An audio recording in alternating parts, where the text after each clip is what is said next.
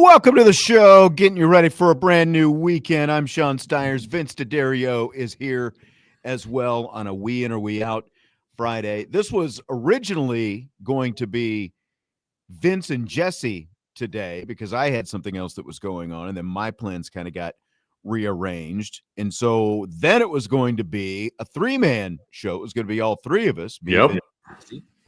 And then Jesse had a pet emergency.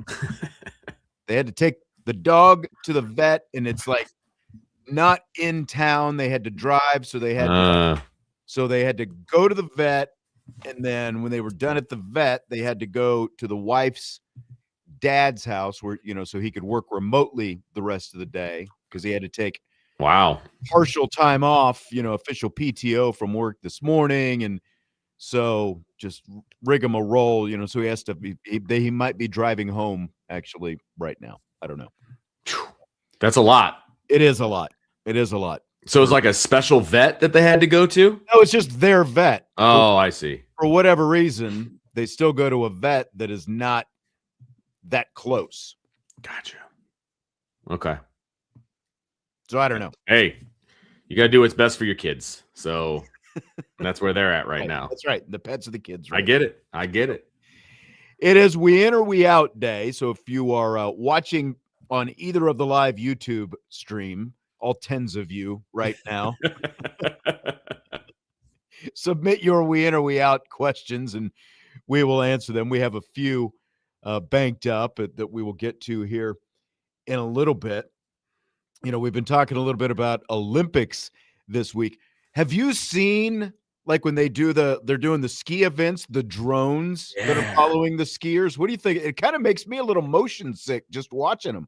It's they do it for a lot of different events. They were doing it for the bobsled. You could see the little drone behind. They were doing it for, like the I don't know the technical term, but like where they go the skiing where they go off the jumps and they do the different tricks and stuff. And you can hear them. They're like zzz, like the snowboard jumps. Yeah, snowboard, and then they also have like ski tricks and stuff like on skis. Oh, I know what you're talking about. Yeah, gotcha. And it's almost like being on a skateboard because they like go on pipes and like handrails and stuff.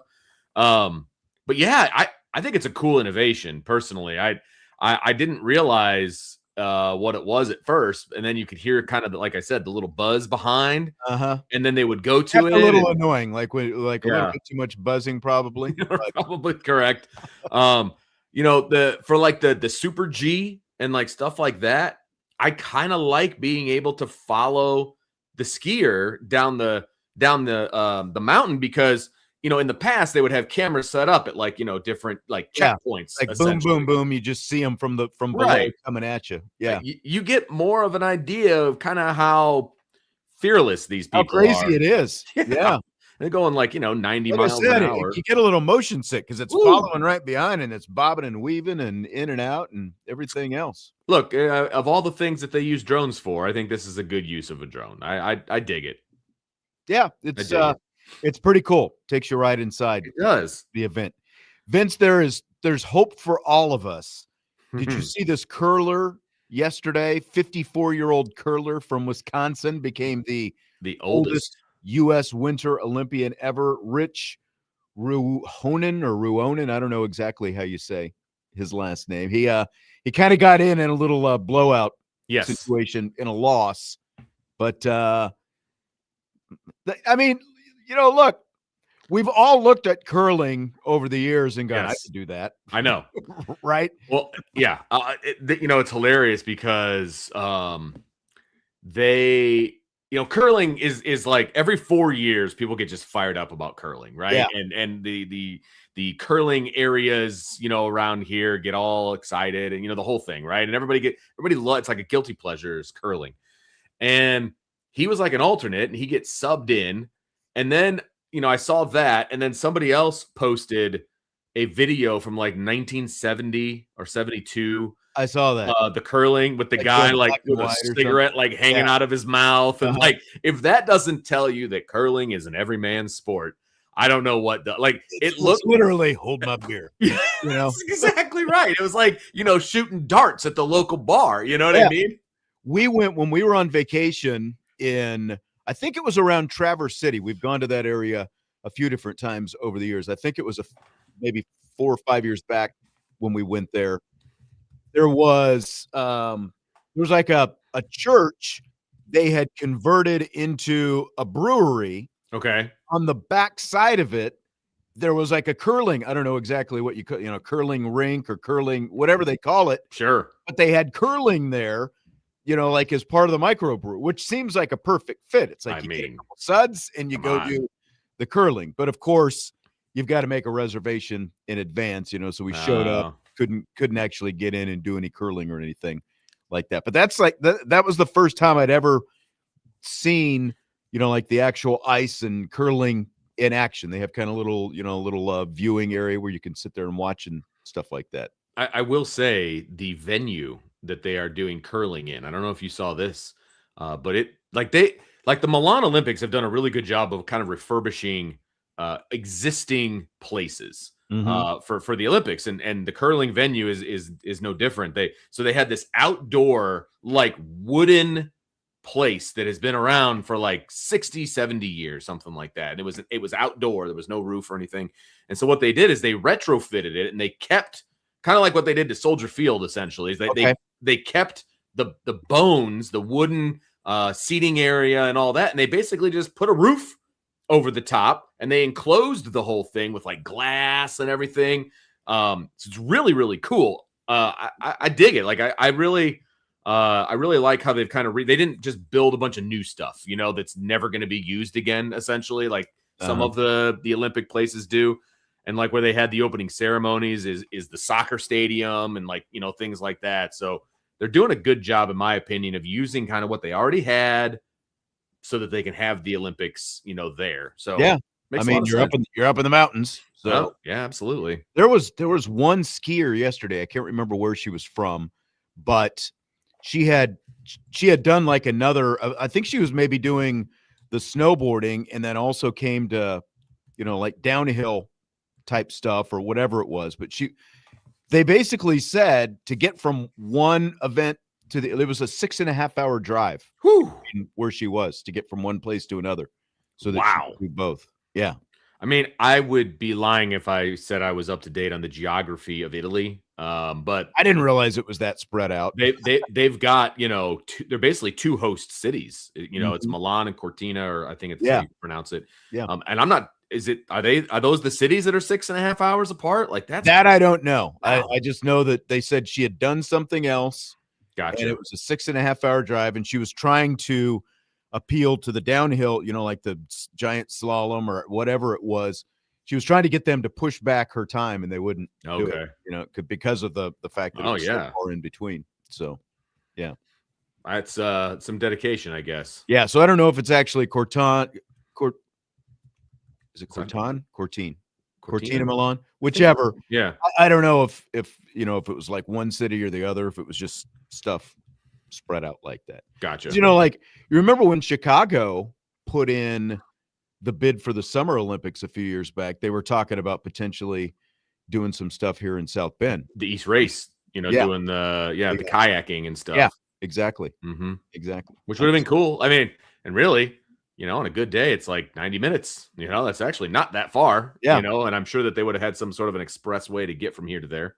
But that would have been cool. Yeah, very much so. Very much so. Did you get the email about the media availabilities that we're going to have in the near future? I did. I was really hoping that it was going to be the spring ball information, but it was not. It was not. But it doesn't really do much for you. No, but it does for you. It does for you. And it's interesting how far they've spread them out. Like it's every Wednesday at 9:15. And I realize they are also going to have some student athletes and their availability as well, which is cool because, you and I have been doing this for a very long time. And one thing I will give Notre Dame props about it, we went through a time where you weren't allowed to talk to freshmen throughout the entire football season, right? Let alone 4 weeks after they enrolled. Spring even starts. I mean, exactly. This is, I don't want to say unprecedented, but it kind of is for Notre Dame. Like this is a new thing that they are allowing you not only to talk to the transfers before spring ball starts, you get to talk to all the early enrollee freshmen before spring ball starts. So it's pretty cool. I mean, there's going to be a lot of options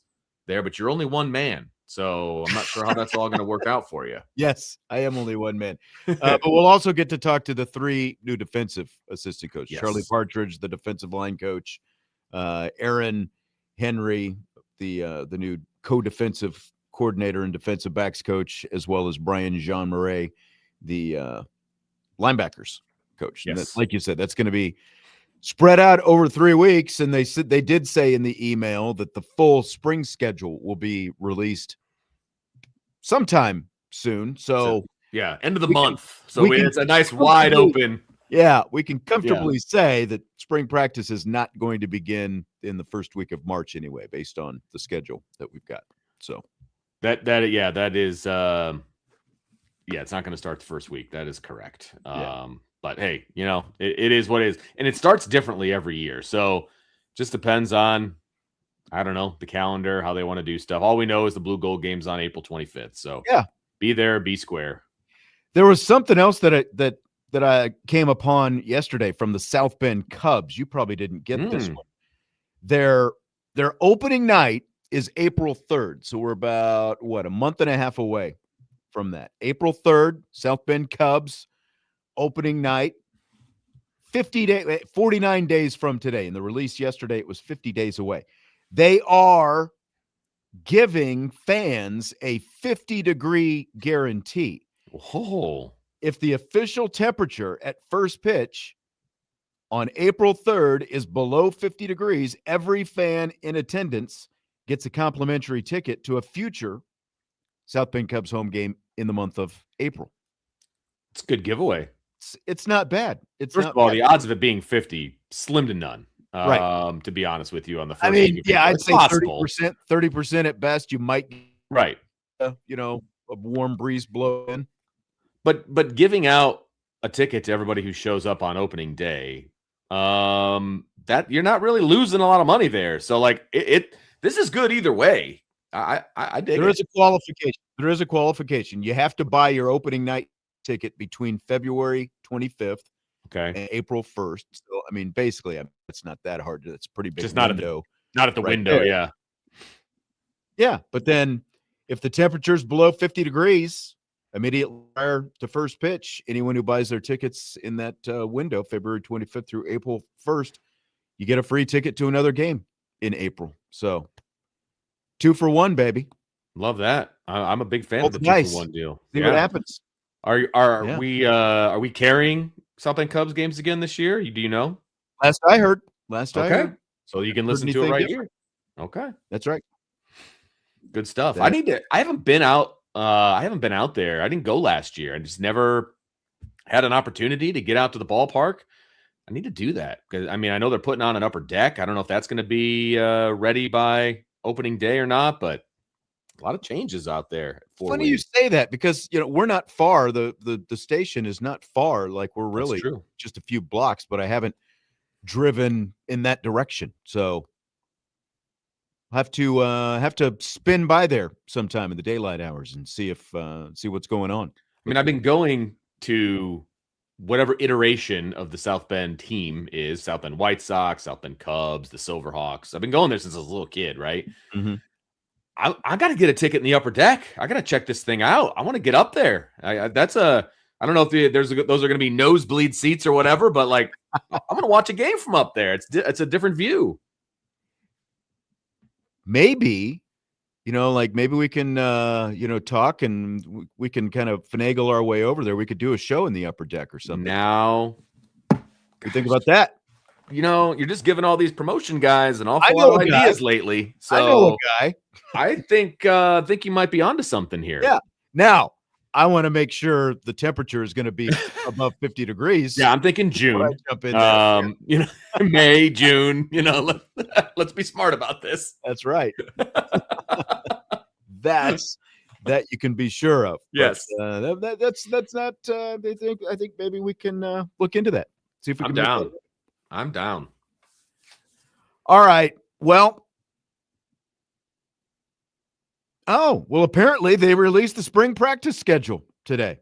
I think that's we got an email saying it was coming later. Well, That's on the down low. That's keep that to yourself for a minute. Where did you get this? You just texted this to me. I know, but I didn't know you were going to bring it up. Well, it looks very official. Well, it looked like it had been released. It has been I didn't say any dates. It has been released to football, like high school football coaches, but not publicly. Well, how did you get it then? Well, I know people.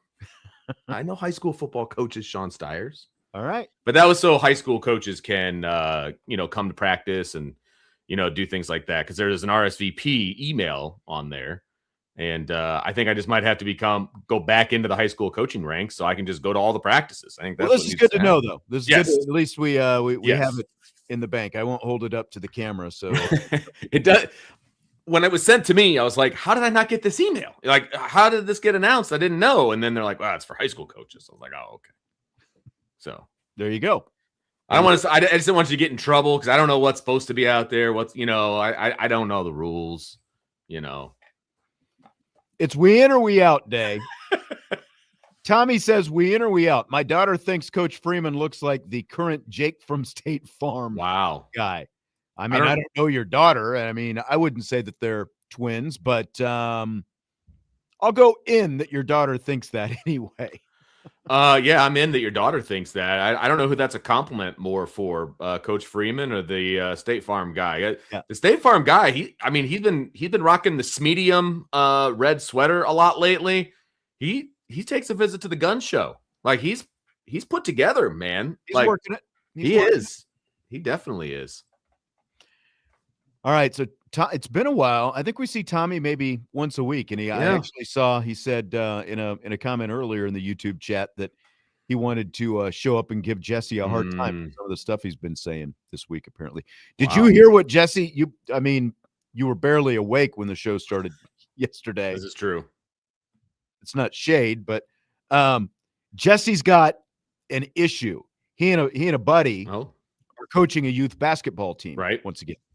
So their first game was last weekend, okay. But before they ever knew what the schedule was going to be or anything else, they had planned this golf trip to Myrtle Beach. Yeah, that's right. So they took the golf trip. So because it's just the two of them coaching, they had to have one of the dads kind of take over. It was like the dad who always showed up at the practices and stuff like that. He took over for the first game. Okay. Well, guess what? They won their first game by 2 points. And so guess what's happened at practice this week? Dad was involved, wasn't he? Dad wanted to be very involved. Yep. Here's the checklist of things. And he's like going up to kids, you need to do this and you need to do. Yeah. So Jesse was asking a little advice yesterday on how to handle that. That's it's a tough situation because he has opened they opened the door on them. Exactly right. To let that in.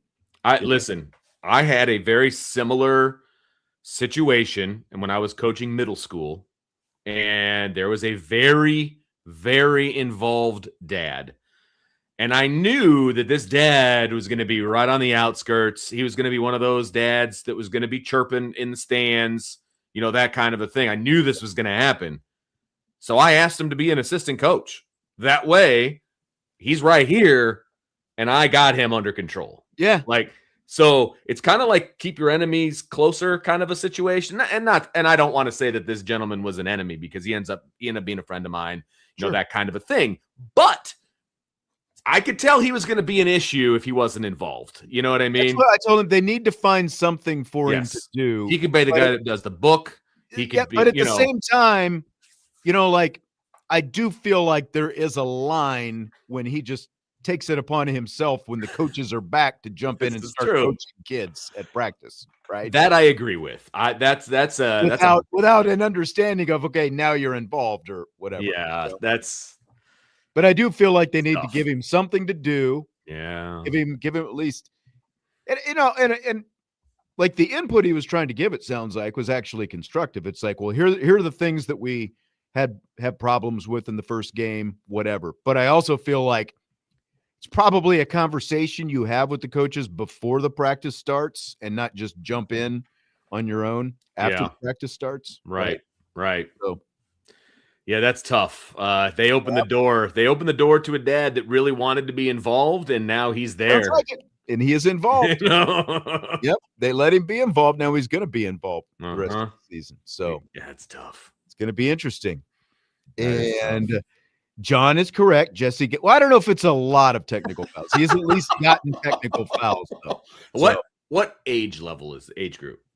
You know? I know like the baseball group that he coaches, I think is maybe like 10 and under or something like that. I think it's like at the oldest probably 12. Okay. So we're talking young. We're talking elementary. I'll have to ask. Yeah, it's definitely elementary school type. Okay. You know? Yeah. Gotcha.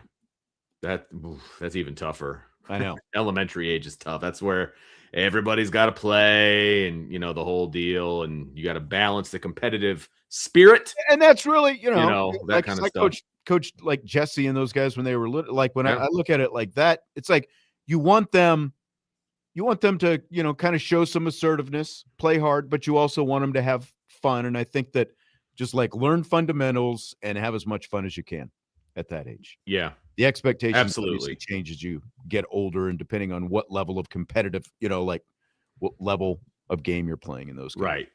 So. Right. I will say, and I'm sure you went through this as well, when you watched Jesse get older and go to college and all of these different things. It is very interesting because, we live in a fairly small community. I mean, on the grand scheme of things. So we know not only the kids that our kids go to school with, but the kids that they compete against, and all of those types of things. And the parents, more specifically, and, what the parents think of their kid and what they're going to be and the prognostications that are out there, and they're going to go this and they're going to go that. And then just to see reality where kids actually end up going or don't end up going and, things like that. And a lot of those kids get burnt out, They do. It's an interesting thing to see, once you fast forward to like college and you're like, well, we have narrowed things down significantly. Right. You know what I mean? It's just, and you just wonder, if parents are looking back thinking maybe I went a little too far, but hey, to each his own. That's true. That is very true. Yep. All right, we're going to take a break. When we come back, we'll jump into We In, We Out with both feet. We've got some questions stacked up, both from the IB Champions Lounge and in the YouTube chat. If you're listening on the radio and you're getting home, you can go to either Irish Breakdown or the Sports Radio WSBT YouTube channel and submit your We In or We Out questions, and we'll answer them coming up next. Budweiser's Weekday Sports Beat with IrishBreakdown.com.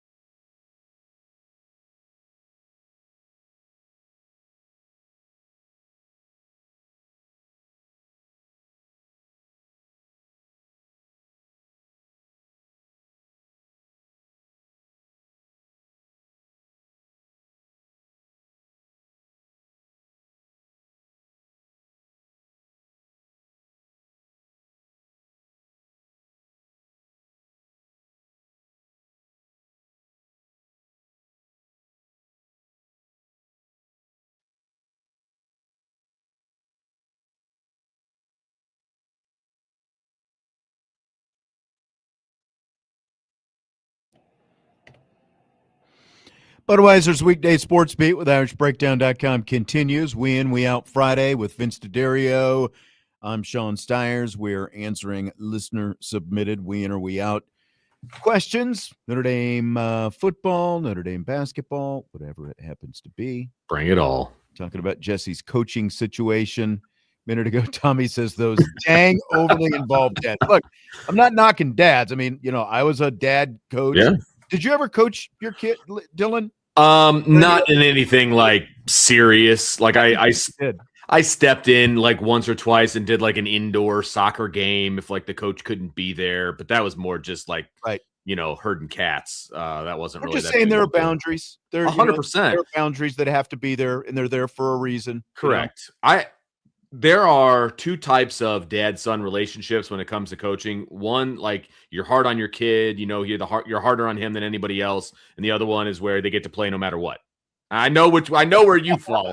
I know very well where you fall. Yes. When I'm not here, ask Jesse where I fell. Yeah. I don't know that Dylan and I would have gotten along as well if I was his coach, and so I'm glad I coached things that he didn't do.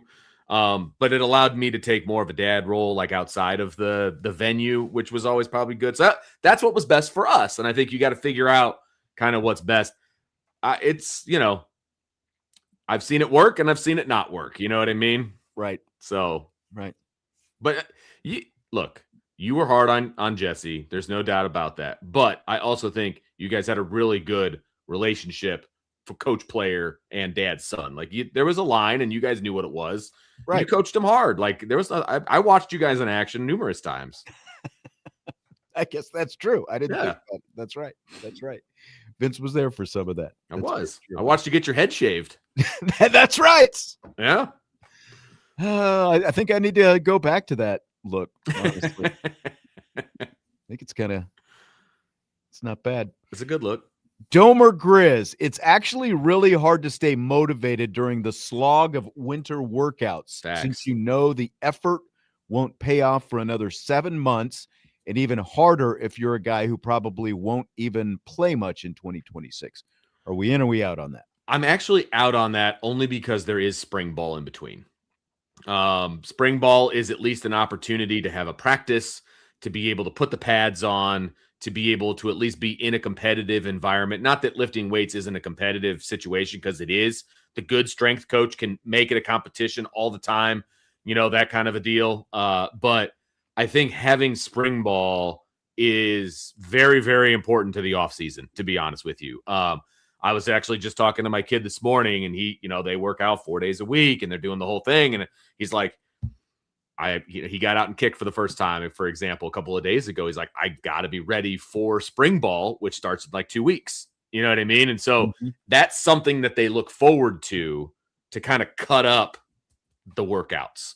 So it's better than saying, man, I got to get ready. We've got, fall camp in 4 months or 5 months or whatever, it happens to be 7 months. And so I think spring ball is really important here. And I think it's kind of it's a situation where it's a total reset. Once whenever the end of one season is, you get that break, you get to go away for Christmas, and then you come back second semester, and it's a reset for everybody. It's like, okay, this is who I was or wasn't last season. Now is my opportunity to work on these things, get bigger, faster, stronger, all those different things, and then go into spring practice and have a new chance to show what I can do. So I think that's I would think that's how most of the players look at it. Yeah, and there's benchmarks and there's things that you're trying to, gain, whether it's weight, whether it's a benchmark for benching, agility, whatever. All of those things. And like I said, good strength coaches build that into the process so that it's not just the same thing day in and day out, and that kind of a deal. So it goes by fast. It does. Like, yeah, you don't have the games and stuff like that. I get all of that, but it does go by fast. And I mean, considering there aren't any games in those kind of I'm sure January can always be a slog for everyone. And maybe to an extent it's February for the off-season workouts, because now you've been at it for a few weeks and you're going to have some time off for spring break, before spring practice rolls around and Sure. all those kind of things. So maybe it can be a slog at some point. But again, like it just feels like most of those guys are pretty bought in to what they're doing. Agreed. So Agreed. they know what they're here for. And now that, on top of getting a scholarship, there are other stakes that come with it as well. So you better be motivated. For sure. Domer Grizz also says during the dark winter months, on those random days when the sun actually comes out and is blazing off the white snow, it is actually a little too bright and sunny. In or out on that? I'm kind of in on that, to be honest with you. I went out today to do a little Valentine's Day shopping, and I had to have my sunglasses on. Like it's legitimately shiny outside. You know what I mean? It's bright and it's shiny. Although I was not upset about the fact that I did not have to wear a coat. Like that. True. That was legit today. Back to a sweatshirt for the first time in a while. That was very nice. I'm in though, like, because we get, especially in this area, obviously, we get so used to the permacloud. It's Seriously. just constantly overcast. And then like these first few days, it's like, this is so annoying. I'm used to making this drive into work. I don't have to worry about the sun in my eyes. And now I've got to keep adjusting the visor and move it around based on which direction I turn. It is because I don't have the sunglasses in the car right now because of the fact that it's winter and I haven't had to use them for months. But it is, it's definitely, there's some annoyance to it. Even though it's like now, a few days later, it's like, man, it's been nice to have the sun back a little bit. Well, and I also went to get my car washed, and apparently I had the same idea as everybody in Mishawaka, of course, because I waited in line for quite some time. But once you're committed, I was in, I had to get it done because it's going to be nice this week. I use air quotes on that, but for February, it's going to be nice. So get that car washed. Do you get gas at Costco? I do. That's really the only place I get gas. I went there. I don't always go there because it's a long. That's a haul for you. For me, but I was on that side of town. Speaking of Valentine's shopping and that kind of thing, doing that thing today. So I was by Costco and I was like, well, I've got less than a quarter tank. I better go get it. And so I'm pulling in, and it's like it was awesome because you know how long the lines usually are there for all the gas pumps. Yes, it's like they're 10 deep. Yep. And I pulled in because that sort of, would you call it a parking lot? Behind, not kind of like the waiting area, like the on deck circle. Yeah, like all the cars were underneath the awnings by the pumps. There was almost no one. Wow, extended out. So I'm like, awesome. So I'm trying to pull in, and there's like 5 cars in front of me, and they're all like, which one am I gonna go? I hate that. Am I gonna? And it's like, come on, you can literally go anywhere right now. Why am I still out here on the street? There's all this open space. Just pick some place and go. Yeah. I honked at somebody and I kind of got these looks like, what are you honking at? It's like, look at this. Of course you did. People need to move. Love it. Freaking love it. I did. My car has the gas tank on, I guess what you would call the wrong side, because the majority of people have it on the other side. And so I can get through Costco pretty quickly and not have to do the whole, pull the hose over to the opposite side just so you can get through it quicker. So see, that's what I did today. I had to do the pull, but I don't mind. I don't mind doing it either. As long as we keep and then, because I was at the back getting my gas, and then one of the cars that was holding things up had like pulled through like in the middle lane there and went up to the front of another one. And she didn't even park inside the lines. She was outside the lines. So now you can't get by her. Things up before. Well, barely. I had to. It was like it was a much tighter squeeze than it needed to be, Vince. Man, yes. That's just bulk gas buying. That's inconsiderate. Just inconsiderate. That's all that is. We're supposed to have agreements out here. I don't know what. All I'm saying. From JG Town, we in or we out. Wide receiver edition. Oh man, here we go. We in or we out. Chancey Stuckey set the Notre Dame wide receiver room back 3 years. I'm not sure where he got specifically that number, but the attrition, just from a numbers standpoint, was legit, and it did set them back. So I'm going to be in on this. I think, they had to restock, they had to reload, they had to use the transfer portal, all of these different things. And I think this coming up year is the first year where I felt actually really good about the wide receiver position, top to bottom. So I'm gonna say I'm in. I think I'd probably be out. I think Okay. maybe 2 years, Fair. because Jaden Greathouse is a senior now. He was a freshman in part of that group, with Rico Flores and Braylon James, who took off, and all that kind of stuff, and obviously Tobias Merriweather left as well. But it's always really interesting, man. Like when you look at the guys who leave, like have any of them gone on to, big, great things at the other schools that they're at, Nope. like you would have had a little bit more in the room. I don't know how they exactly would have panned out. So I'd say maybe 2 years, but I think 3 is probably a little bit much because All right. looking at where they are right now with Greathouse going into his senior year, so it's basically like what 2.5 years later since the Stuckey move, and it's a pretty well stocked room that they've got there. So I don't think it's quite 3. I think it's closer to 2. Okay. I can get on board with that. Yeah, that's fine. Yeah, but I will be curious to see when will this sort of be the cutoff of do they have to keep going to the transfer portal for receivers? Right. Year?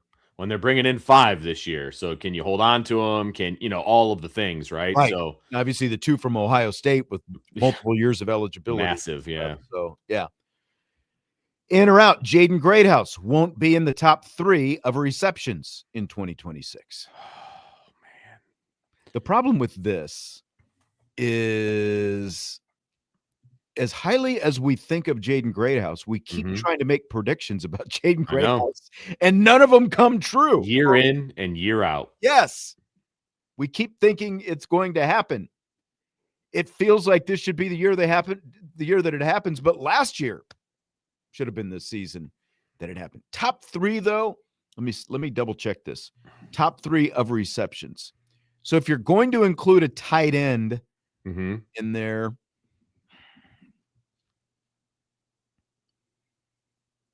I don't know. What's your answer? My gut is to say that I'm out. I think he'll be in the top 3, but history tells me that I'm wrong. I know. I think I truly believe last year he was chomping at the bit to get back on the field. And they're like, "Hey man, just hold on to the end of the regular season and let's go make a title run." That kind of a thing. Yeah. And so now he's got to wait the entire offseason to get back on the field. I've just got to think that he's absolutely chomping at the bit, and he's going to have a heck of a year. Obviously, this is all pending injury and all of those kinds of things, but I just feel like he's going to be 100% healthy. There's talent in this room that he has to compete against. It's the whole iron sharpens iron thing. So I'm going to be out on it. I think Jaden Greathouse shows up and shows out this year, and he'll be in the top 3. I mean, I'm leaning in that direction. I'm definitely teetering, but if you said scale of 1 to 10, what's my confidence that he will be in the top 3? It's probably only a 6 right now. Just again, because we've gone so far out on these different limbs over the last couple of years, making these predictions about him, and they have come up short. Obviously, last year was much different because of the fact that it was injury related, and then all the speculation that dragged on and everything. And look where he is. He's still here getting ready for his senior season now, and still has 2 years of eligibility left as well, if he would choose to use it, because of the fact that he was hurt last year and only played in the 4 games. But I think the fact that, unlike last year where you brought in 2 veterans like Pauling and Fields, you brought in the younger guys this year. So I think that sets itself up automatically for more opportunity for Greathouse. Yeah. So I've got to think that he's going to be in the top 3 in receptions this season. If he's not, I don't know that the season went the way we want it to go, I guess is the best way I'll put it. It's probably a good way of looking at it. I just think Greathouse is a big part of their plans for this year. I think so as well. Let's take our final break this hour, and then we'll be back to wrap up some we in, we out. We got a few more football questions and a couple basketball questions that I saw sitting in there. We'll do that when we return. In rapid fire, we're going to talk about this Big Ten 24-team playoff proposal. So that's coming up in the second hour in just a little bit, but more we in, we out. Coming up next, Budweiser's Weekday Sports Beat with IrishBreakdown.com.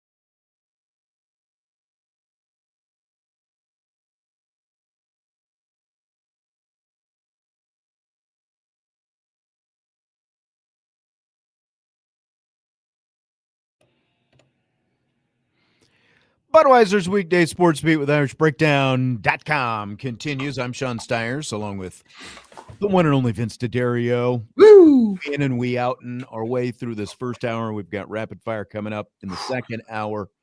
Some juicy topics to discuss in the second hour. I thought so. I don't know how many we're going to get through since we've got a little bit of a short show because we've got Notre Dame hockey. Oh, I forgot about that as well. Yes.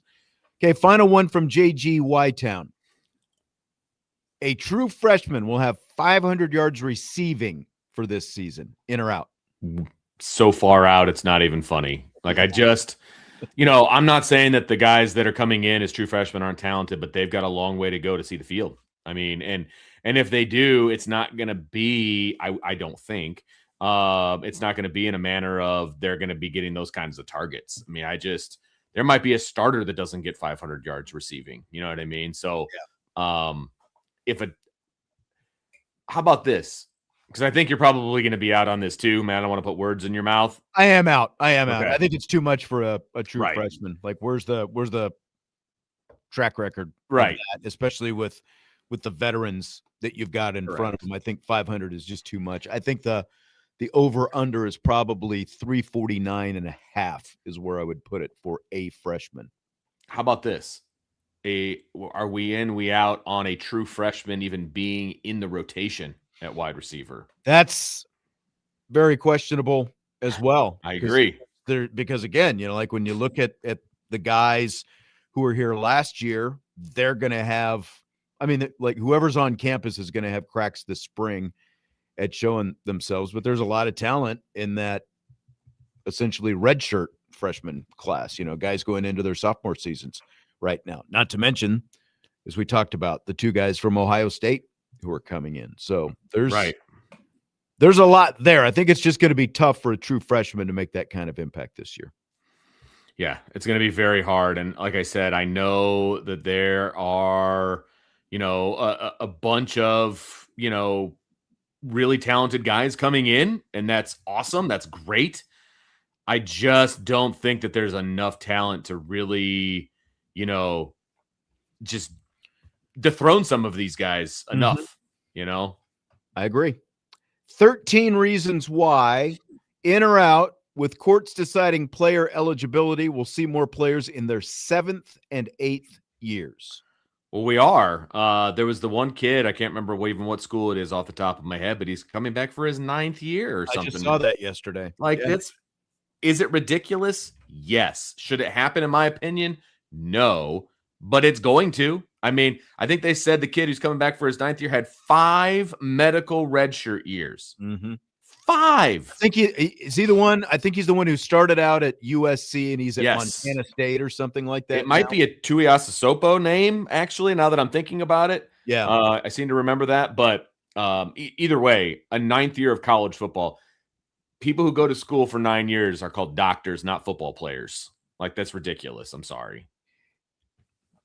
Yeah, and it's going to happen more often because there's more money on the line now. And, these guys have the opportunity, a guy like him going into his 9th year in college, the odds against him playing in the NFL are great. So sure, this is like getting another year in school, getting some NIL money is his last opportunity to make money. And that's essentially why all of these guys are going to have more money because, they're going to go to court and say, We're taking away my opportunity to make money off this. It's like the Van Wilder school of football. Like it's ridiculous. Like it's time to turn the page. Like if that was my kid, I'd be like, dude, it's time to now be an adult and go get a real big boy job, not stay in college for a 9th year. Like 2 cycles of human beings have gone to college and graduated. Yeah. Like that's ridiculous. Exactly.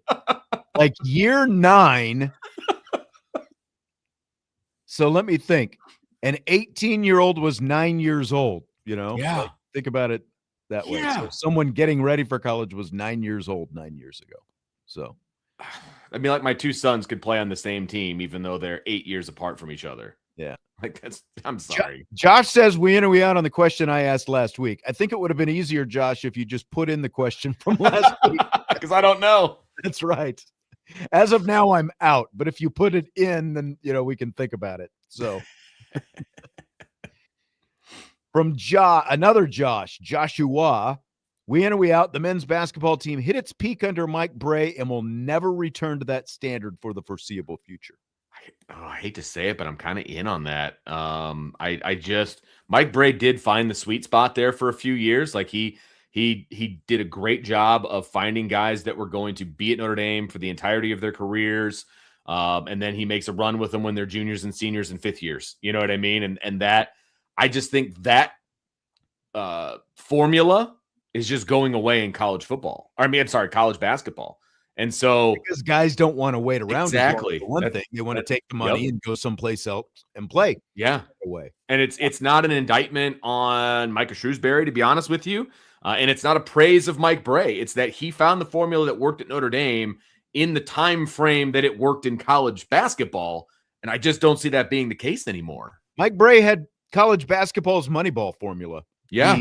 He went against, the trend and the direction that college basketball was going with one and dones like that. And it was get old, stay old. And that's what he did. He did it for a long time. And like you said, they had a lot of success doing that by keeping guys around and guys who had played together for 3 and 4 years and just having, more veteran savvy type guys. And, I know a lot of people got frustrated with it a lot of times, but look at the track record that he had. And I do think it's tough, especially now, because of the fact that there is so much money changing hands and you can just jump in the portal and go someplace else. And you've got one and done and all that kind of stuff as well. It's a lot tougher. So I don't know about never return though. I do still think it's in the near future. It's a near future or the foreseeable future. Okay. Well, I can see pretty far into the future. I'm good like that, but no, I'm just kidding.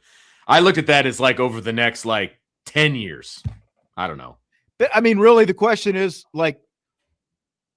is somebody going to get Notre Dame into the NCAA basketball tournament, for a stretch of what would it be, 7 out of every 10 years, like Mike Bray did? That's kind of about, what he did there.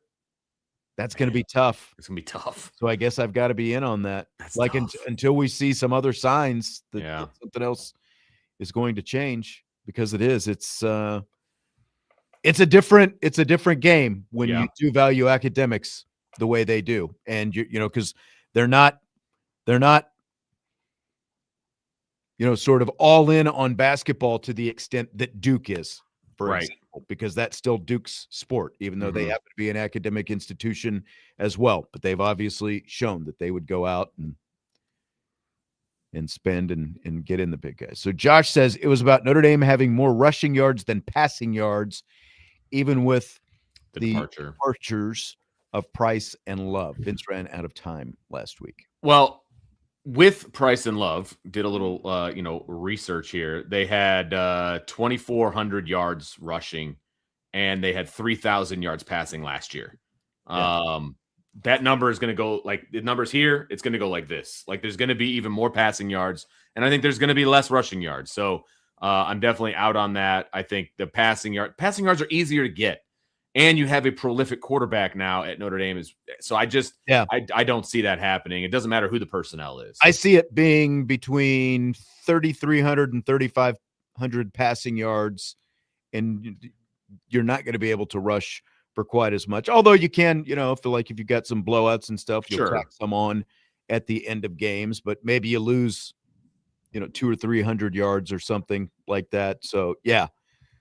Like you said, they already had more passing yards last year, even with guys like Love and Price. Right. And it was, a 600-yard, discrepancy, which is pretty legit.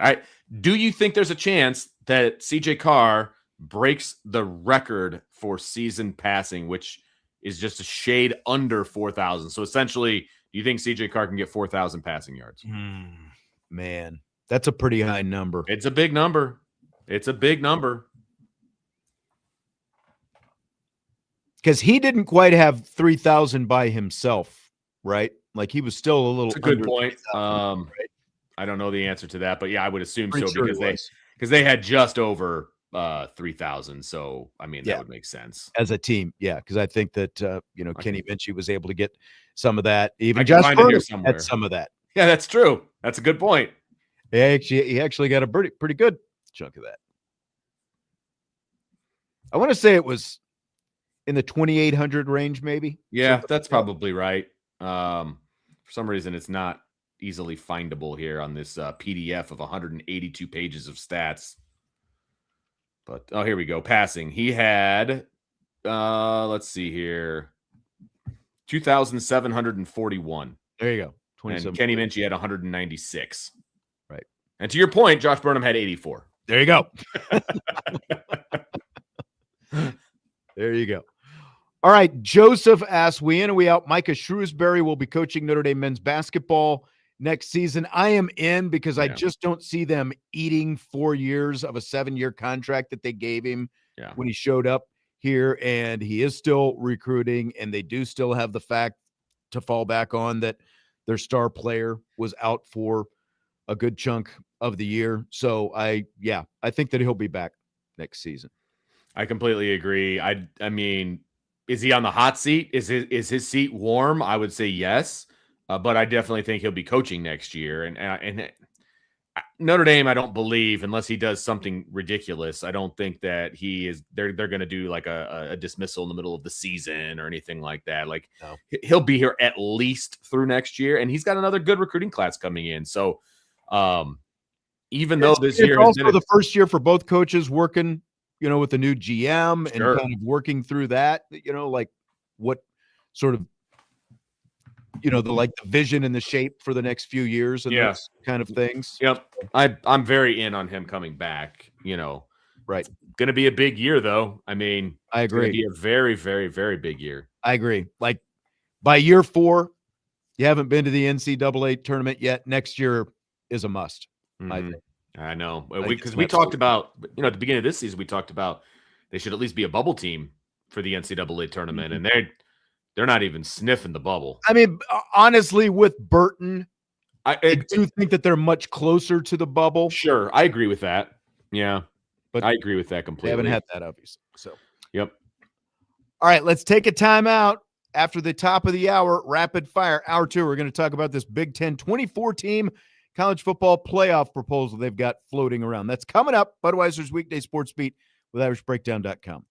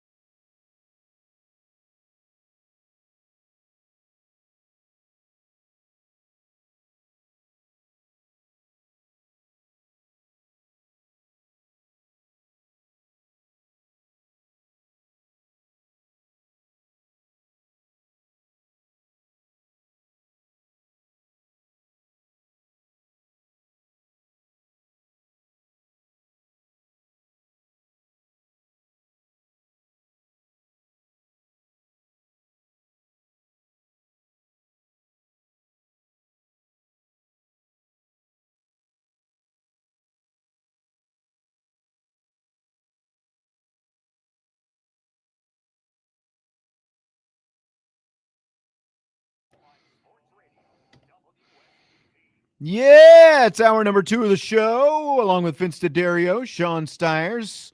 Rapid fire time. We've got a short amount of time to go in the show because we've got Notre Dame, Minnesota hockey coming up. Mm-hmm. Yeah. Speaking of hockey, watched Miracle again last night. Oh, did you? I was just in the USA mood, so I watched a little Miracle. Never gets old. Nice. I haven't seen it. I haven't seen it in a while. I need to find that. You do. I mean, obviously it's on Disney Plus, not surprisingly. I don't get Disney Plus. Okay, fair ugh. That's so. But you obviously do because you've got 8,000 kids. That's 100% accurate. Okay. So ESPN obtained an internal document that the Big Ten is circulating that lays out what a 24-team college football playoff would look like.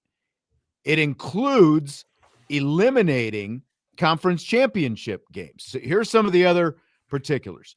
It'd be a 24-team format that would include the 23 best teams with one spot guaranteed for the group of 6. So like theoretically, if 23 Power 4 teams were ranked 1 through 23, and then like the group of 6 was at 25, they would get spot number 24. There would be no automatic qualifiers, just straight rankings in this. The top 8 teams would all receive buys. There would be 8 first-round games played on campus sites, and then an extra week of home games with 8 second-round games that would also be played on campus sites, because the 8 teams that got buys would also get home games then in that second round. The optimal window to start the 24-team playoff, they say, would be the second weekend of December, which would have Friday and Saturdays away from any NFL games. So you could play Friday, Saturday, like they've been doing these first couple years. Quarterfinals would be New Year's Eve and New Year's Day at bowl sites. Semifinals would be the following weekend at bowl sites, and then championship game in the middle of January at a neutral site. And the expanded playoff would also have a total of 22 games that would be played, and it would open up the opportunity for 10 new games to be on TV networks other than ESPN, because obviously ESPN controls all the inventory right now. So there's a lot there, Vince. There's a lot there. Do you buy or sell any of this? I mean, it's at least a thought out plan, because I feel like a lot of times people are just throwing out numbers without like an actual legitimate way to carry it out. You know what I mean? Yeah. And so I do appreciate the actual plan itself, right? So I want to put that out there. I like not having conference championships. Those are worthless to me at this point. And I think they're becoming more and more worthless as we move forward, because people are complaining about them. They, why should we play? So I think they should be on their way out. We know that they're money makers and those kinds of things. So I like that part of it. I like the fact that there's 2 rounds of home games, to be perfectly honest. If we're going to go to 24, I like the 2 rounds of home games, and you're only going to, there's no way to get 2 home games. You're only going to get 1. Right. And because so, like the way the format is right now, you get a first round bye, you don't even get a home game. You go to a bowl site. Right. Obviously. So even though you're one of the better teams, you don't ever get to host a playoff game. So it's, I like the fact that the upper ranked teams are going to get a home game. I like the fact that, 9 through 15, they're going to get a home, or what I think it's 9 through 15, 9 through 16, whatever it is. I like the fact they get a home game as well. And so I dig that part of it. Then the dates kind of get a little wonky for me, because I was looking at a calendar, and then you're going to have 2 consecutive weeks of games, and then you're going to have like almost 2 weeks off if you want to go to New Year's. It's like 12 days. So they're putting kind of a gap in there probably for Christmas and maybe even finals or something like that. Sure, which if that's what they're doing, if that's the reasoning behind it, cool. Like I don't have a problem with that. You know what I mean? And you're still using the bowl sites, cool. You know what I mean? You're not going to have the bowl affiliations like we used to have. That's never going to happen again. I still think 24 is too many, but if you're going to do it, at least this is a well thought out plan, and I don't really have a problem with it. I also like the fact there's no automatic, automatic stuff. It's where you're ranked, man. Right.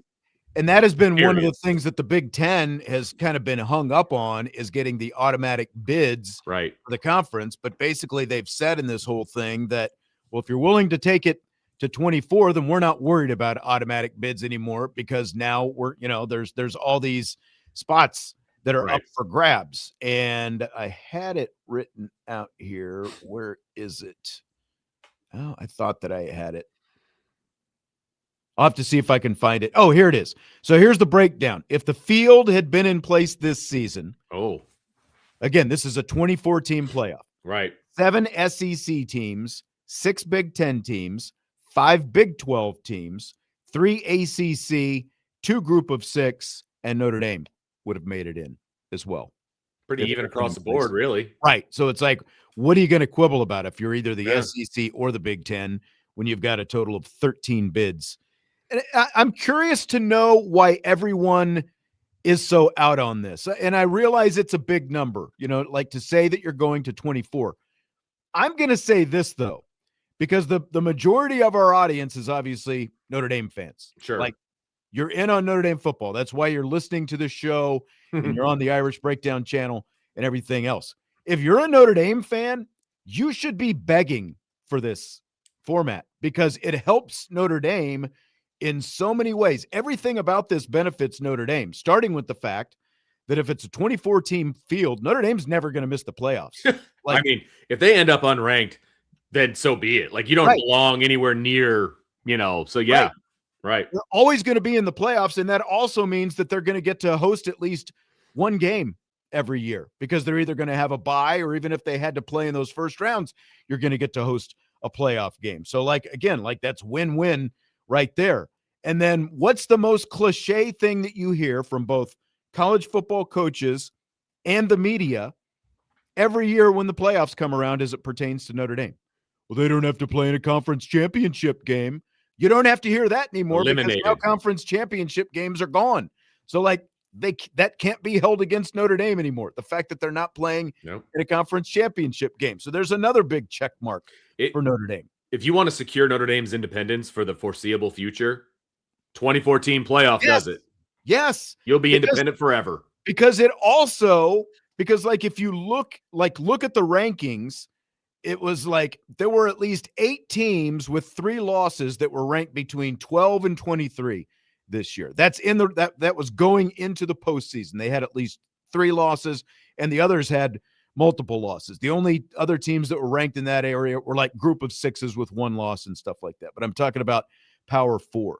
So, it would benefit Notre Dame, because the soft, simple minds like Lincoln Riley and Jen Cohen out there on the West Coast, they don't have to worry about scheduling Notre Dame anymore. Notre Dame would not have to worry about who is and isn't going to play them in this scenario, because, again, if you can't make the playoff with a 24-team field, then you obviously have no right even thinking about being in the playoff. There's no reason for these schools not to play Notre Dame. So, everything about this, to me, makes perfect sense from a Notre Dame aspect. You're not going to have teams like IU, for example. They might actually schedule tough teams to play in their non-conference. You know what I mean? You're not going to lose the big matchups that everybody craves at the beginning of the season, that some people are shying away from, like you said. And look, do I think that, teams 15 through 24 have a shot at the national championship? No, I don't. The matchups aren't as bad as you think, though, because it's not going to be the number 1 team versus the number 24 team. It's going to be number 9 versus number 24 in the first round. You're going to get the same kinds of matchups that you would have gotten in a bowl game, number 1. And now there's more. There's more to it. There's more on the line, because if you lose, you're out. If you win, you advance. So it would actually resurrect the postseason, because I'm sorry, unless you are tied to the team in some way, like a parent, a player, something, bowl games are so incredibly meaningless. And if you have a season where you're ranked, this is going to reinvigorate the post. This would reinvigorate the postseason, because now you're going to have 22 games that are all going to matter, rather than a handful of games that matter and a bunch of completely meaningless bowl games that, let's be honest, they just announced a couple of days ago that Detroit's no longer going to have a bowl game anymore. Really? Like a lot of these minor bowls are just falling by the wayside because of lack of interest and money to put into them, because all the emphasis is on the playoffs right now. And I see people saying it makes the regular season less important. Like we're at a point right now where the regular season has already been devalued just by going 24. I would rather have a postseason that, again, has a lot more relevance throughout than a bunch of meaningless bowl games by having these playoff games.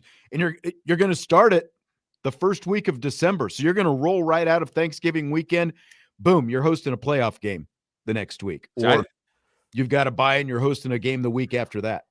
I would even, to be honest with you, if you want to throw some of these, the Pop-Tarts Bowl and like some of these other bowl games that people were so upset that Notre Dame didn't play in last year, if you want to throw them a bone, you could even put second round games at some of those alternate bowl sites, and I would still be okay with that, to be perfectly honest with you. Or you could just scoop up those corporate sponsors and roll them into, like whatever money is going to be in the playoff. Yeah, for sure. You want to have the Gator Bowl, you want to have the Pop-Tarts Bowl, you want to have that stuff. Cool. Intertwine it into this playoff, because now I'm like, me personally, now I'm watching these games. You know what I mean? I don't watch a whole lot of bowl games that don't involve the team that I root for. You know what I mean? Yeah. Unless it's the playoff and my team is in the playoff, I'm watching all the playoff games. But like, if you've got 24 teams in the playoff, you're going to get massive viewership, and you are going, people are going to care about these postseason games. And right now they don't care. Like, nobody's going to the Pop-Tarts Bowl right now. They're just not. Right. Like there was some social media where I saw, like, if you watch that game, there were a couple times where ESPN's cameras were obviously trying not to, show you the upper deck bowl, but they showed you the upper deck a couple times, and it was not even probably not even a quarter full. Exactly. There were just empty seats everywhere, but that's not going to be the case, because again, you're going to give teams an extra home playoff game. And I think that's going to generate a lot more excitement, giving teams around the country and all spots around the country the chance to actually host these meaningful games in December. And I just think that there's going to, and the fact that there are 24 teams involved, you're going to have, like, the entire country is now going to be like, have a rooting interest in the playoffs, because you're going to have teams from everywhere that are going to be involved in it. I was not a fan of the idea of a 24 team playoff, but when you break it down, I have not been either. Like, when I heard, like, it just felt like the Big Ten trying to, and it's like, come on, you've got to be kidding with this. But again, like, when you see it broken down like this, again, there are just tons of benefits in this from Notre Dame. And as you said at the top of the list, if you go to 24, because of all these, you're getting rid of conference championship games, I think it's going to continue to make scheduling much easier for Notre Dame, and it's going to virtually guarantee that Notre Dame is able to remain independent going forward, because there's not going to be pressure from these conferences, because there's going to be so much other access. And you're also not going to have to hear all the belly aching, for example, about like the memorandum of understanding that everybody complained about, because Notre Dame is guaranteed that access. It's just, things are going to be so much better. It would be so much better. Pete Murphy chimes in. He goes, if the Irish are seeded 3 and play the winner of the 14-21 seed winner in round 2, I'm watching the 14-21 seed game. There you go. That's exactly right. Yeah. That's exactly right. Whereas that 14-21 seed game would have been the whatever bowl that nobody watches. Yeah, exactly. So, that's a reason right there, man. Like, exactly. It makes too much sense. Tattoo says, doesn't that dilute the money earned per round? Well, there would be a new multiple TV contracts would be generated out of this. So it would change the money dispersal, like all that. And I think it's like, like short term, it would probably dilute it a little bit, because I think the Big Ten, in this outline said that they would like to see this happen by 2029. And I think the TV contracts start to come up around 2032 or something like that. We know John. We know John loves the Pop-Tarts. He loved the Pop-Tarts bowl. He has been in the whole time. Oh, man. But look, like I said, if you're connected to a team, you're going to go to that bowl game. You're going to support that bowl game. I went to the Albanese Candy Bowl because my kid played in it. You know what I mean? Like, there wasn't a whole lot of other people there besides parents, but that's how a lot of these bowl games are, unfortunately. You would spice everything up, man, by extending things out and doing it just how they spelled it out. I see the benefit. I really do. And look, what's one of the most favorite things for America when it comes to college sports? It's March Madness. It's the 68 team playoff. Does anybody think realistically that teams 30 to 68 have an actual chance at winning in the national championship? No, they don't. And when you're talking about a 24-team playoff for football, I'm not thinking that teams 15 through 24 have a shot, right? But it'll be fun to watch, and I'll be watching. Same thing with March Madness. How you're getting credit for people saying that you're swaying them when I had to sway you to begin with. And you're getting credit for swaying people on this. I don't even know where I am anymore. I get no credit for anything else. I'll take it. So to kind of go back, yes, teams 1 through 8 would get a first round bye. Yep. And let me kind of go back through this again. There are no auto bids, no automatic qualifiers. That's a check. Rankings.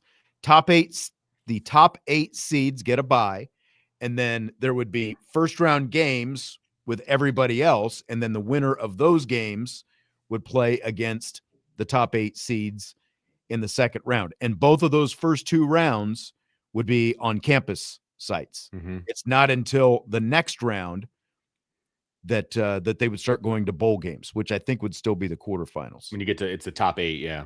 Yeah, exactly. It's the top 8. So you'd have 4 games, which is what they do now. Yeah. And they would quarterfinals, yeah. New Year's Eve, New Year's Day, semifinals the next week, and then the national championship. Which is basically now you've butt into what they do now, which makes perfect sense. And so, yeah, I gotta say I'm kind of all for it. Yeah. So top 8 teams get a bye. Yeah. And then Peter Murphy is asking 9 through 16 get a home games. Yes. Yep. And then whoever wins then goes on the road. Wins those games play one of the top 8 seats the following week. Man, it kind of works. I mean, I hate to say 17 through 24 on the road. I'm the last guy that wants to give the Big Ten any kind of credit. Okay. But I'm kind of on board with this now, and I was not before.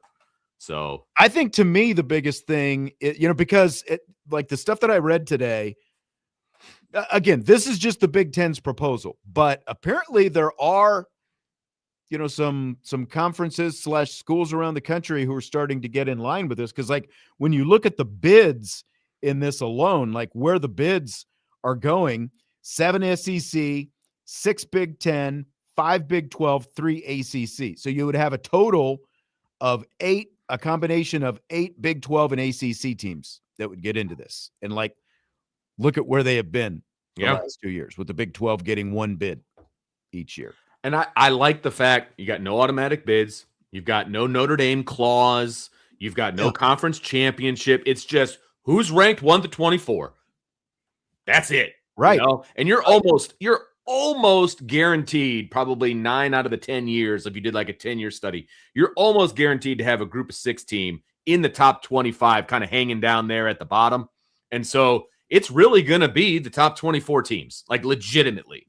And Jesse and I had a big conversation about this yesterday with some of the comments that I asked Brady Quinn about, whether or not it would be beneficial to have TV partners other than just ESPN involved. And again, that would be part of this as well. But, that's one of the things that the Big Ten has wanted by this expansion is they want to open the door for their TV partners, with Fox being the biggest one, but NBC also being part of that, and CBS as well. They want to open the door for their TV partners to be part of the broadcast situation with the college football playoff. And like we talked about yesterday, I think that only benefits everyone by having, other big voices involved, and not just broadcasting the game, but kind of directing a lot of the conversation that goes along with it as well. So it's not just ESPN who owns all this stuff, and expanding the field to 24 would open the door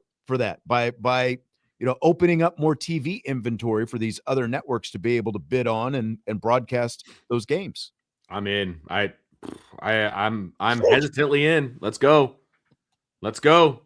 I think I have when you 24 has just always seemed like too much. But I think again, when you look at it from a Notre Dame perspective and the things that it opens up, I think it makes a lot of sense. Yeah. And if Notre Dame's goal is to stay objective and compete for national championships, this opens up the door wide for them. So they don't have to worry about all this other talk about you're not in a conference and everything else. It's like I think it balances things out quite a bit, quite honestly. Scary. This is not how I saw this show going when we were going to talk about a 2014 playoff. I'm not gonna lie. I thought we were going to argue about it a lot more, to be quite honest.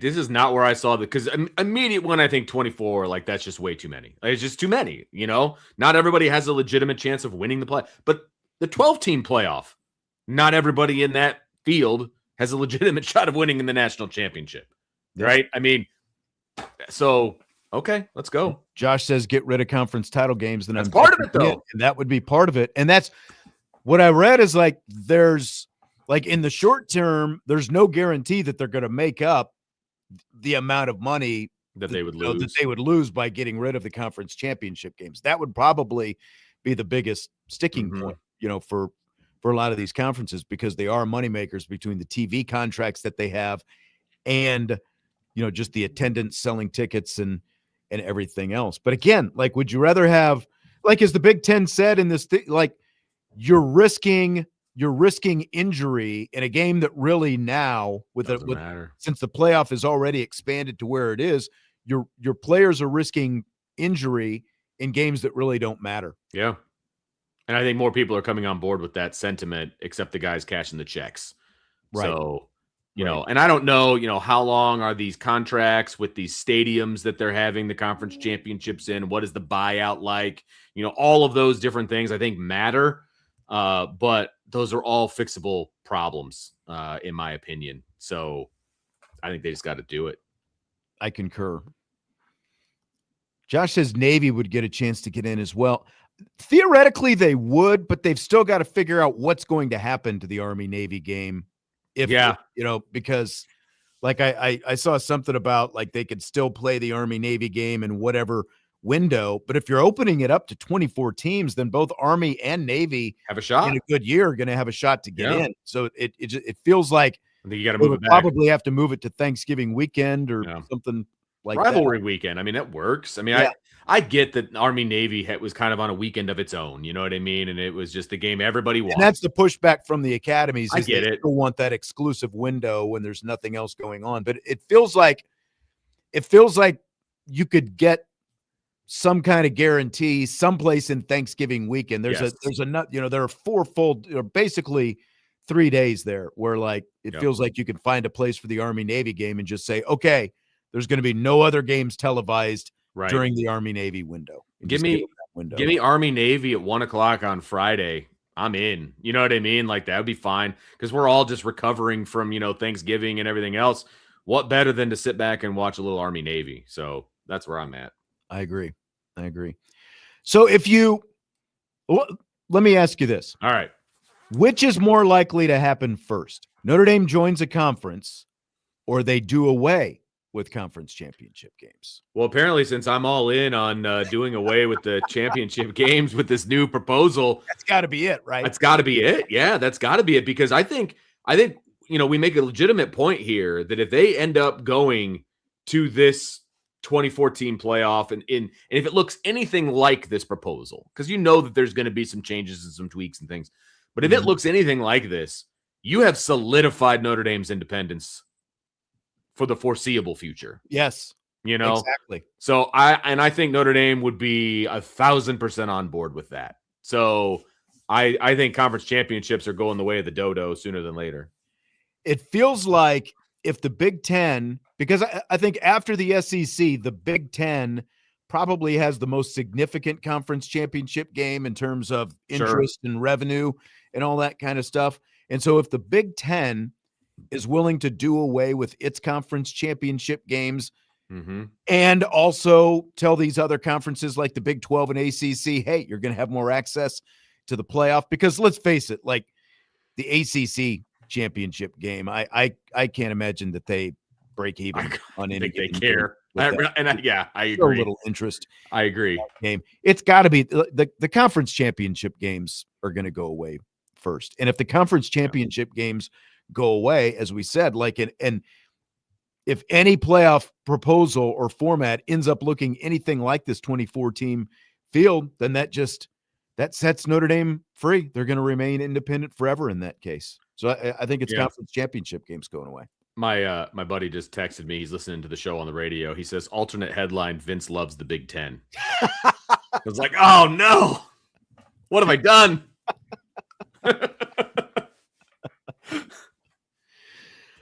Oh, he knows you well. Apparently. What about, we've talked about how if this 24 team field, like it essentially replaces, overrides, whatever, bowl games. And I've heard even before this, some people saying, well, why don't you move bowl games up to the beginning of the season? And they might not necessarily be traditional bowl games, but you could have like a series of these kickoff events, which they're kind of doing at like neutral sites. So like these, using your Pop-Tarts Bowl as the example. So like if the playoff field expands to 24, there's obviously, the Pop-Tarts Bowl, and, as we said, all these other bowls just become irrelevant. So what if you, kind of have these sites hosting these different matchups at the beginning of the season rather than in traditional bowl slots in December? What would you think of that? On the face of it, I'm not a fan. I feel like you could take some of the more popular, and I use that term loosely, non like BCS bowl games. You know what I mean? Like you could take some of those bowl games and kind of intertwine them into the playoff system and make them happy. It would just be, I think this is where I come down on the fact that I'm just too old school. Like having bowl games before the season starts is just kind of wild to me. I see where you're coming from, like doing those kickoff events, like in those venues, calling it, because you could also make them like, maybe they're not even called bowl games, but like the basketball, the players thing in Las Vegas, for example, the Maui Invitational. What if it is like a series of what would essentially be NIL games at the beginning of the season in these neutral sites? Yeah, I'm not a fan. I'm going to sell it, but I would not be surprised if something like this started to happen, because we've already got these kickoff classics and, things like that. So it's not like this hasn't been tried. It's just a matter of now we're going to have guys in colorful jackets, saying that this is our bowl game essentially. So, I could see it. I mean, you knew the big sell was coming. He's old school like me. I know. All right. I know. I'm curious to see where this goes. Like if the playoff does expand, I think that I think that the bowls don't just roll over and give up. I think that they're going to try to come up with something. And I think that the NIL tie is kind of where it's at. Sure. Like if you can, 'cause that's what I've said before, like with the bowls in their current format, if they could come up with something better, like bigger sponsors where they were actually guaranteeing the players X amount of money or, whatever, I think that they would have a better chance of keeping these bowls going and giving players the reason not to opt out of bowl games at the same time. So I think that like with the NIL, maybe we see some of these events start to pop up at the beginning of the season somewhere, like week 0 games or something like that. I could see it. What makes it complicated, I think, is like just the fact that teams do schedule their games so far in advance. So Right. like how you actually set up these matchups and stuff like that. I think the more realistic, next step for those kind of sub bowls is that second round.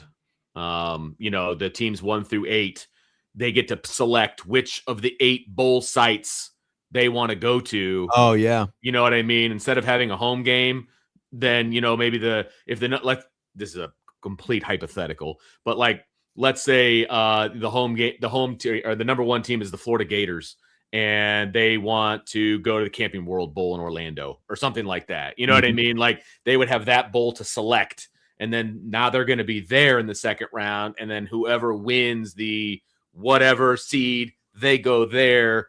Now you get your bowl game, kind of a thing. I think that is more of a realistic kind of a situation, but which 8 games do you, or which 8 sites do you pick? Is that like a rotation? What does that look like? But I think that's a benefit of being those 1 through 8 seeds, right? Number 1 seed gets to pick. Here's your 8. Where do you want to go? Some places probably closer to your campus, that kind of a thing, so on and so forth. And then the 8th seed, you get whatever's left over, but at least you get a bye and you get to go, to a site. I don't know. That's spitballing off the top of my head. No, it makes sense. I can see that.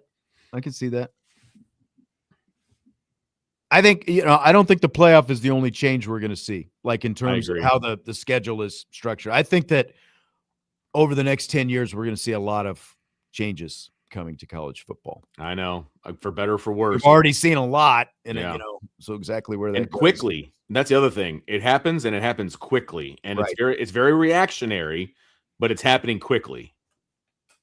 So it's very true. Josh says he would rather have computer-generated rankings based off other rankings and other metrics. I don't know. Like, I still think there would be a committee that gives you a top 25, or in this case, a top 24. And that's who it would be. And there would still be people complain, just like there's people that complain about teams 69 and 70 in basketball. There's always going to be complaints. Yep.